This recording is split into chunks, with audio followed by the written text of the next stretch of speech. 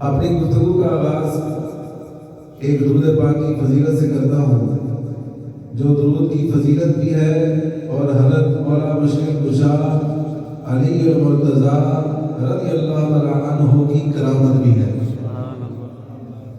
تو ایک بار کسی بھکاری نے کفار سے سوال کیا تو انہوں نے اس کی حاجت پوری کرنے کے بجائے مذاق کے طور پر انہوں نے کہا کہ جاؤ حضرت علی سے مانگ لو۔ مذاق کے طور پر کہا۔ حضرت علی اس وقت ان کے سامنے ہی تشریف فرما تھے، تو سائل نے حاضر ہو کر اپنی حاجت کا سوال کیا، دستے سوال دراز کیا، تو آپ نے 10 بار درود پاک پڑھ کر اس کی ہتھیلی پر دم کر دیا۔ فرمایا ہتھیلی بند کر دو اور جن لوگوں نے بھیجا ہے ان کے پاس جا کے کھول لینا۔ وہ ہنس رہے تھے کہ خالی پھونک مارنے سے کیا ہوتا ہے۔ آج بھی بہت سارے لوگ ہیں جو اولیاء کا کرامات اولیاء کا مذاق بناتے ہیں، لیکن یہ نادان لوگ ہیں، انہیں اس بات کا علم نہیں کہ جن کو اللہ تاج ولایت عطا فرماتا ہے ان کو اللہ اپنی خاص عطاؤں سے بھی نوازتا ہے۔ تو وہ سمجھ رہے تھے کہ خالی پھونک مارنے سے کیا ہوگا۔ جب اس سائل نے ان کافروں کے پاس آ کر اپنی اس ہتھیلی کو کھولا تو اس میں سونے کا ایک سکہ چمک رہا تھا۔ سبحان اللہ۔ آپ کی کرامت دیکھ کر کئی کافر مسلمان ہو گئے۔ تو پتہ چلا کہ درود پاک پڑھنے سے مشکلات آسان ہو جاتی ہیں، پریشانیاں دور ہو جاتی ہیں، اور ہمیں کثرت سے اپنے آقا و مولا سرور دو عالم صلی اللہ علیہ وسلم پر درود و سلام کے نذرانے پیش کرتے رہنا چاہیے۔ ایک بار محبت سے درود پاک پڑھ لیجیے۔ الصلاۃ والسلام علیکہ یا رسول اللہ وعلی آلک و اصحابک یا حبیب اللہ۔ الصلاۃ والسلام علیکہ یا سیدی یا نبی اللہ وعلی آلک و اصحابک یا نور اللہ۔ قرآن کریم کی آیت مبارکہ یا ایھا الذین آمنوا اذا نادیتم الرسول فقدموا بین یدی نجواکم صدقہ۔ اس آیت کریمہ میں اللہ تبارک و تعالیٰ کا ارشاد ہے، اے ایمان والو، جب تم رسول سے کوئی بات آہستہ عرض کرنا چاہو تو اپنی عرض سے پہلے کچھ صدقہ دے دیا کرو۔ اس آیت کا شان نزول کیا ہے کہ جیسے جیسے مسلمانوں کی تعداد بڑھ رہی تھی تو غریب بھی ایمان قبول کر رہے تھے اور امیر لوگ بھی، مالدار لوگ بھی ایمان قبول کر رہے تھے۔ تو مالداروں کی کثرت سے جو آمد ہو رہی تھی اور وہ نبی پاک صلی اللہ علیہ وسلم سے سوالات پوچھ رہے تھے، علم حاصل کر رہے تھے، تو اس کی وجہ سے غریبوں کو حضور سے ملاقات کا موقع کم مل رہا۔ تو پھر اللہ تبارک و تعالیٰ نے یہ آیت کریمہ نازل فرمائی کہ جب تم میرے محبوب صلی اللہ تعالیٰ علیہ وآلہ وسلم سے کوئی بات کرنا چاہو تو ان کی بارگاہ میں آنے سے پہلے کچھ صدقہ کر لیا کرو۔ اور اس آیت کریمہ پر صرف حضرت علی رضی اللہ تعالیٰ عنہ کو عمل کرنے کا موقع ملا، اس کے بعد یہ منسوخ ہو گئی، کسی اور کو اس آیت پر عمل کرنے کا موقع ہی نہیں ملا۔ کہ حضرت علی رضی اللہ تعالیٰ عنہ نے اللہ کی بارگاہ میں صدقہ کر کے نبی کریم صلی اللہ تعالیٰ علیہ وسلم سے چند باتیں پوچھی۔ وہ چند باتیں کیا ہیں آپ جاننا چاہیں گے؟ آئیے میں آپ کو بتاتا ہوں۔ حضرت علی رضی اللہ تعالیٰ عنہ نے 1 دینار صدقہ کیا اور سرکار سے کچھ مسائل پوچھے۔ عرض کیا یا رسول اللہ وفا کیا ہے؟ فرمایا توحید اور توحید کی شہادت دینا وفا ہے۔ عرض کیا یا رسول اللہ فساد کیا ہے؟ فرمایا کفر و شرک یہ فساد ہے؟ عرض کیا حق کیا ہے؟ فرمایا اسلام اور قرآن اور ولایت جب تجھے مل جائے۔ عرض کیا مجھ پر لازم کیا ہے؟ فرمایا اللہ تعالیٰ اور اس کے رسول کی اطاعت کرنا۔ عرض کیا اللہ سے دعا کیسے مانگوں؟ فرمایا صدق و یقین کے ساتھ دعا مانگا کرو۔ عرض کیا جب دعا مانگوں تو کیا مانگوں؟ میرے آقا صلی اللہ علیہ وسلم نے فرمایا آخرت کا سوال کیا کرو، دنیا کی نعمتیں نہیں۔ ہم تو مانگتے ہیں اللہ کاروبار اچھا ہو جائے، بیٹے کو نوکری اچھی مل جائے، مال و دولت مل جائے، جناب اگر موٹر سائیکل ہے تو کار مل جائے، کار ہے تو بڑی اس سے بھی گاڑی مل جائے۔ ہمیں دنیا کی ہی نعمتیں، ہم دنیا کی دولت مانگتے ہیں لیکن اللہ والے آخرت کی نعمتیں مانگتے ہیں، کیونکہ دنیا فنا ہونے والی ہے اور آخرت ہمیشہ رہنے والی ہے۔ تو جب اپنے اولاد کے لیے اللہ کی بارگاہ میں رزق کا سوال کریں، ان کی خوشیوں کا سوال کریں، تو اللہ کی بارگاہ میں اپنی آخرت کے لیے اور اپنی اولاد کی آخرت کا بھی، اپنی اولاد کی آخرت کی بھلائی کا بھی سوال کیا کریں، کیونکہ وہ ہمیشہ رہنے والی ہے۔ تو سرکار دو عالم صلی اللہ علیہ وسلم نے کیا فرمایا کہ جب تم دعا مانگو تو کیا مانگو؟ آخرت کا سوال کیا کرو۔ عرض کیا اپنی نجات کے لیے کیا کروں؟ فرمایا حلال کھاؤ اور سچ بولو۔ پھر عرض کیا سرور کیا ہے؟ فرمایا سرور جنت ہے۔ پھر عرض کیا راحت کیا ہے؟ فرمایا اللہ کا دیدار۔ پھر عرض کیا جب حضرت علی رضی اللہ تعالیٰ عنہ ان تمام سوالوں سے فارغ ہو گئے تو یہ آیت بھی منسوخ ہو گئی اور کسی اور کو اس آیت کریمہ پر عمل کرنے کا موقع نہ ملا۔ تو حضرت علی رضی اللہ تعالیٰ عنہ کی خصوصیات میں سے ایک یہ خصوصیت ہے کہ اس آیت کریمہ پر صرف حضرت علی رضی اللہ تعالیٰ عنہ کو ہی عمل کرنے کا موقع میسر آیا۔ احادیث مبارکہ کی روشنی میں اگر ہم دیکھتے ہیں تو وقتاً فوقتاً موقع پر موقع نبی پاک صلی اللہ علیہ وسلم نے حضرت علی کے فضائل کمالات کو بیان فرمایا۔ نبی پاک صلی اللہ علیہ وسلم کا یہ مزاج تھا کہ آپ اپنے تمام صحابہ کی دلجوئی کے لیے اور ان کی فضیلت بتانے کے لیے کچھ نہ کچھ ارشادات فرماتے رہتے تھے۔ تو ان میں سے چند ایک ارشادات سنیے۔ نبی پاک صلی اللہ علیہ وسلم نے فرمایا انت منی بمنزلۃ ہارون من موسیٰ، اے علی تم میرے لیے ایسے ہی ہو جیسے موسیٰ کے نزدیک حضرت ہارون علیہ السلام کا مقام تھا۔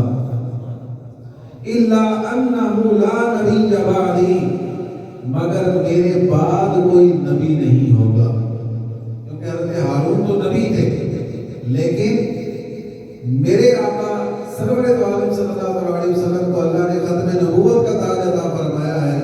فرمایا ہاں تم میرے نزدیک ہو تو ایسے جیسے حضرت موسیٰ علیہ السلام کے لیے کون تھے؟ حضرت ہارون، لیکن میرے بعد کوئی نبی نہیں ہوگا۔ ایک اور حدیث پاک میں فرمایا انا دار الحکمت وعلی بابها، میں حکمت کا گھر ہوں اور علی اس حکمت کے گھر کا دروازہ ہے۔ سبحان اللہ۔ نبی پاک صلی اللہ علیہ وآلہ وسلم کا یہ مزاج مبارک تھا کہ آپ اپنے اصحاب کی دلجوئی فرمایا کرتے۔ یہ تو حضرت علی رضی اللہ تعالیٰ کے بارے میں ہم سنتے رہتے ہیں، مشہور حدیث پاک ہے انا مدینۃ العلم وعلی بابها۔ اس کے علاوہ نبی پاک صلی اللہ علیہ وسلم کی ایسی بھی احادیث ہیں جس میں سرکار صلی اللہ علیہ وسلم نے کئی صحابہ کرام اور اپنے چار یاروں کے اکٹھے فضائل بیان فرمائے۔ سبحان اللہ، سبحان اللہ۔ ان میں سے ایک بڑی پیاری حدیث پاک آپ کی سماعتوں کی نظر کر رہا ہوں۔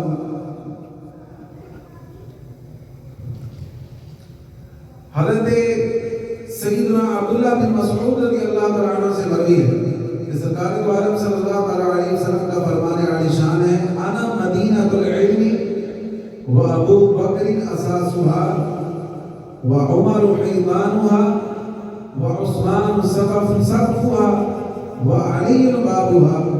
ترجمہ اس کا کیا ہے؟ فرمایا میں علم کا شہر ہوں، ابو بکر اس کی بنیاد ہے، عمر اس کی دیوار ہے، عثمان اس کی چھت ہے اور علی اس کا دروازہ ہے. سبحان اللہ، اور زور سے کہہ دیں سبحان اللہ. یہ ہر صحابی کا اپنا اپنا مقام ہے، اور سرکار دو عالم صلی اللہ علیہ وسلم مختلف اوقات میں ان کے فضائل اور کمالات کو بیان فرمایا کرتے تھے. آپ دیکھیں ہم حضرت علی سے محبت کرتے ہیں، اور بھی بڑے لوگ ہیں جو حضرت علی سے محبت کا دعویٰ کرتے ہیں، لیکن حضرت علی سے محبت کا تقاضا کیا ہے؟ سنیے اس روایت میں ہمیں اندازہ ہوگا کہ ان سے محبت کا تقاضا کیا ہے. حضرت مولا مشکل کشا رضی اللہ تعالیٰ عنہ نے فرمایا کہ رسول کریم صلی اللہ علیہ وسلم کے بعد سب سے بہتر، سب سے افضل حضرت ابو بکر صدیق ہیں، پھر ان کے بعد حضرت فاروق اعظم ہیں. فرمایا لا یجتمع حبی و بغض ابی بکر و عمر فی قلب مومن. فرمایا میری محبت اور شیخین یعنی حضرت ابو بکر حضرت عمر کا بغض کسی مومن کے دل میں جمع نہیں ہو سکتا. مطلب کیا ہوا کہ بغض جمع نہیں ہو سکتا، لیکن ان سب کی محبت جمع ہو سکتی ہے. اور الحمدللہ اہل سنت کا یہ اعزاز ہے کہ اللہ تعالیٰ نے ہمارے دل میں ان سب کی محبت کو جمع فرما دیا ہے. اہل سنت کا ہے بیڑا پار اصحاب حضور. اہل سنت کا ہے بیڑا پار اصحاب حضور. نجم ہے اور نام ہے عطرت رسول اللہ کی. نجم ہے اور نام ہے عطرت رسول اللہ کی. تو ہم سب حضرت علی سے محبت کرتے ہیں. حضرت علی سے محبت کا تقاضا کیا ہے کہ ان کے یاروں سے بھی محبت کی جائے. جن سے حضرت علی محبت کرتے ہیں ہم ان سے محبت کیوں نہ کریں، اور جن کو وہ افضل قرار دے رہے ہیں کہ سرکار دو عالم صلی اللہ علیہ وسلم کے بعد کائنات میں افضل ترین ہستیاں حضرت ابو بکر ہیں، حضرت عمر فاروق اعظم ہیں، پھر حضرت عثمان غنی کا مرتبہ ہے، اور پھر چوتھے نمبر پر حضرت علی رضی اللہ تعالیٰ عنہ تمام صحابہ میں افضل اور اعلیٰ ہے. اور آپ کی خصوصیات میں سے ایک یہ خصوصیت ہے، بڑی کمال کی خصوصیت ہے کہ قیامت تک آنے والے جتنے سید زادے سید زادیاں ہیں سب کے باپ حضرت علی رضی اللہ تعالیٰ عنہ. یہ آپ کے اوصاف میں سے، آپ کی خصوصیات میں سے یہ بات ہے. حضرت علی رضی اللہ تعالیٰ عنہ نے چند باتوں کی وصیت فرمائی. کیا ہم بھی ان باتوں کو سننا اور ان پر عمل کرنا پسند کریں گے؟ انشاءاللہ. یہی چند باتیں ذکر کر کے اپنی گفتگو کا اختتام کروں گا. آپ نے فرمایا کہ میری 5 باتیں یاد رکھو. یہ کون فرما رہے ہیں؟ حضرت علی. کون فرما رہے ہیں؟ حضرت علی رضی اللہ تعالیٰ. فرمایا میری 5 باتیں یاد رکھو.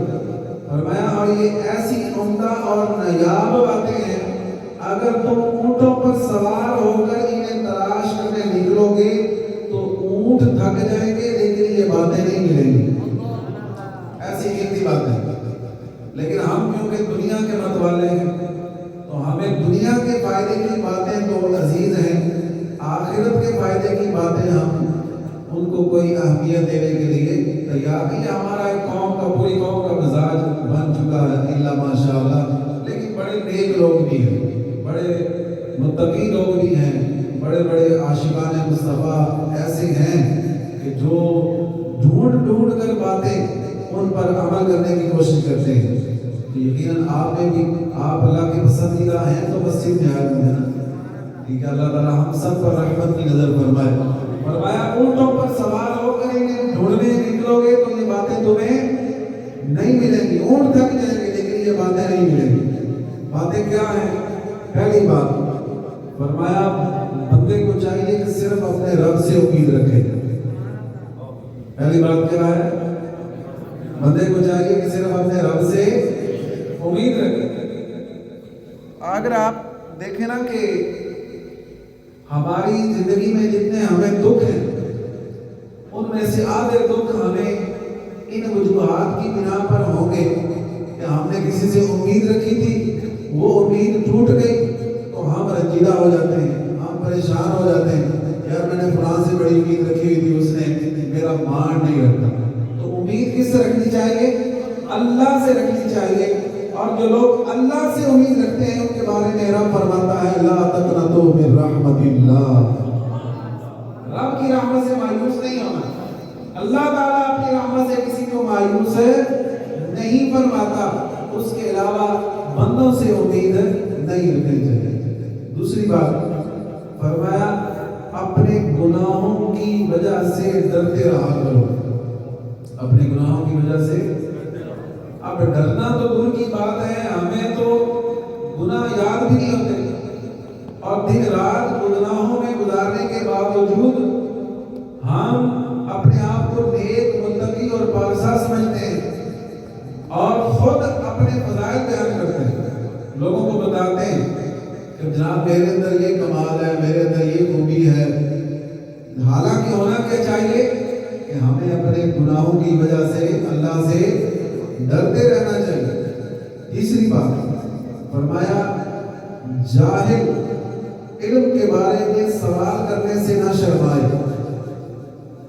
آج کل جہالت کی سب سے بڑی وجہ کیا ہے کہ ہم سوال کرنے سے شرماتے ہیں۔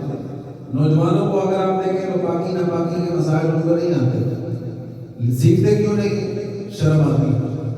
شرم جن کاموں میں آنی چاہیے ان میں ہمیں آتی نہیں۔ فلمیں دیکھیں شرم آنی چاہیے، گندے کام کریں تو شرم آنی چاہیے، تو ان میں ہمیں شرم نہیں آتی۔ اللہ رسول کی نافرمانی میں شرم آنی چاہیے، اس میں شرم نہیں آتی۔ لیکن جو شریعت کی باتیں ہیں، اسلام پر عمل پیرا ہونے کی باتیں، وہ سیکھنے میں ہمیں شرم آتی ہے۔ تو ہمیں ایسی شرم نہیں کرنی چاہیے، ایسی شرم جہنم میں جانے کا سبب ہے۔ ہاں شرم آنی چاہیے اللہ کی نافرمانی کرتے ہوئے، رسول اللہ کی نافرمانی کرتے ہوئے، اسلام کے مخالف چلتے ہوئے ہمیں شرم آنی چاہیے، لیکن اسلام کے مطابق زندگی گزارنے کے لیے ہمیں کوئی بھی سوال کسی سے بھی کرنا پڑے تو ہمیں اس میں شرمانا نہیں چاہیے۔ تو کیا فرمایا؟ جاہل علم کے بارے میں سوال کرنے سے نہ شرمائے۔ اور چوتھی بات فرمایا اگر عالم کو کسی مسئلے کا علم نہ ہو تو ہرگز نہ بتائے۔ اگر عالم کو کسی مسئلے کا علم نہ ہو، یہ حضرت علی رضی اللہ تعالیٰ کا خود اپنا بھی انداز ہے۔ کئی آپ سے ایسے سوالات کیے گئے کہ آپ نے ان کے جواب میں کیا فرمایا؟ میں نہیں جانتا۔ تو حضرت علی رضی اللہ تعالیٰ جن کو سرکار کیا فرما رہے ہیں؟ علی علم کے شہر کا دروازہ ہے، اور ان کے علم کی شان تو برابر بنا ہے۔ تو وہ اگر کہہ سکتے ہیں کسی سوال کے جواب میں کہ میں نہیں جانتا، تو کیا ہم نہیں کہہ سکتے؟ آج علماء تو یا اہل علم حضرات تو الگ ہے، ان کا تو معاملہ ہی الگ ہے، لیکن عوام کا بھی یہ حال ہے کہ سوال کوئی کسی سے پوچھتا ہے، جواب عوام دیتی ہے۔ ہم میرے ساتھ خود یہاں پر کئی بار یہ روزمرہ کی روٹین میں یہ معاملہ پیش آتا ہے کہ مجھ سے کوئی سوال پوچھتا ہے، ساتھ میں کوئی نمازی کھڑا ہوتا ہے، وہ اس کا جواب دینا شروع کرتا ہے۔ تو یہ بڑی احتیاط اس میں برتنی چاہیے کہ ہم نے اگر کوئی ایسی بلا تحقیق ایسی بات کہہ دی کہ جس سے کسی نے سن کر اس پر عمل کر لیا، تو اگر وہ غلط کرتا رہا تو اس کا گناہ کس کو ملے گا؟ بتانے والے کو ملے گا نا، بتانے والا بھی اس کے گناہ میں شریک ہوگا۔ تو اس لیے فرمایا کہ اگر عالم کو کسی مسئلے کا علم نہ ہو تو ہرگز نہ بتائے، لا علمی کا اظہار کرتے ہوئے صاف انکار کر دے، واللہ عالم، کہہ دے کہ بھئی اللہ ہی سب سے زیادہ جانتا ہے، مجھے اس سوال کا جواب نہیں آتا ہے۔ تو یہ کہنے سے حضرت علی فرماتے ہیں گھبرانا نہیں چاہیے. یہ کہنے سے کہنے والے کی عزت میں اضافہ ہوگا, اس کی عزت میں کمی نہیں آئے گی. سامنے والا اس بات کو محسوس کرے گا کہ یہ تکے لگانے والا نہیں ہے, بلکہ جو بات بتاتا ہے وہ تحقیق سے بتاتا ہے اور پروف سے بتاتا ہے. اس لیے اگر کسی بات کا علم نہ ہو تو ہمیں تکے نہیں لگانے چاہیے, بلکہ اس کی تحقیق کر لینی چاہیے. پانچویں بات بڑی کمال کی زبردست نصیحت ہے. فرمایا ایمان میں صبر کی وہ حیثیت ہے, ایمان میں صبر کی وہ حیثیت ہے جیسے جسم میں سر کی حیثیت ہے. ٹھیک ہے, اس کا ایمان کامل نہیں جو بے صبری کا مظاہرہ کرے. آج ہم جو مارے پھرتے ہیں اور ایک دوڑ لگی ہوئی ہے اور ہلچل مچی ہوئی ہے, چھینا جھپٹی لگی ہوئی ہے, کس وجہ سے؟ بے صبری کی وجہ سے. ہمیں جو ہمارے پاس ہے اس پر صبر نہیں, جو اللہ نے ہمیں دیا ہے ہم اس پر راضی نہیں, ہم اس پر قناعت نہیں کرنا چاہتے, اس پر صبر نہیں کرنا چاہتے. بے صبری کی وجہ ہے کہ آج مسلمانوں کی 95% سے زیادہ آبادی بے نمازی ہے.